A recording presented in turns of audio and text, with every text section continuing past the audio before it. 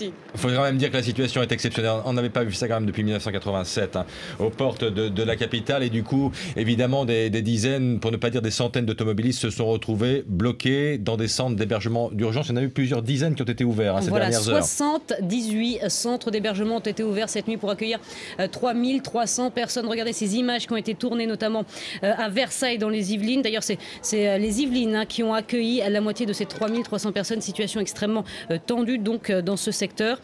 Notamment à Vélizy. Voilà. À Vélizy, c'est le secteur de Vélizy qui concentre toutes les difficultés ce matin parce que c'est un nœud routier d'abord et qu'ensuite la géographie y est compliquée parce qu'on est un tout petit peu en altitude par rapport à la capitale. Graziella Rodriguez, vous êtes très précisément dans un gymnase, le gymnase Wagner, si mes souvenirs sont bons, et je crois que ça se réveille depuis quelques minutes. Et oui, c'est l'heure du petit déjeuner ici au gymnase Wagner. Il y en a déjà eu 300 de servis. Je vous rappelle qu'il y a pas loin de 500 personnes qui ont dormi ici. Alors il y a beaucoup d'enfants. On va retrouver Alexandre. Alexandre qui a passé la nuit ici avec son groupe de copains. Ça a été la nuit, Alexandre? Oui, ça a été. T'as bien dormi? Bah oui. C'est une drôle d'aventure quand même tout ça. Oui, sachant qu'il fait très froid et on s'y habitue. Ça va, vous avez été bien accueillis, vous n'avez pas trop fait les bêtises avec les copains? Non, on parlait juste un petit peu, juste pour nous fatiguer et on a dormi. Bon, et ce matin alors c'est quoi le programme? Petit déjeuner, tu t'es régalé?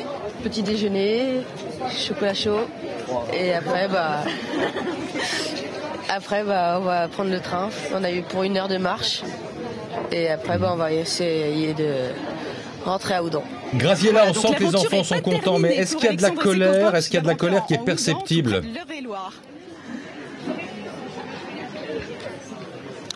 Bah écoutez, ça s'est plutôt bien passé ici, tout a été bien géré.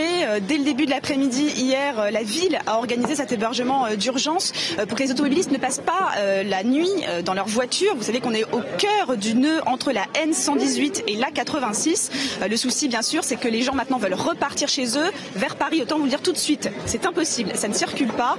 Vers la province, c'est un petit peu plus facile, mais attention, il y a du verglas, donc il risque d'être encore bloqué pas mal de temps ici.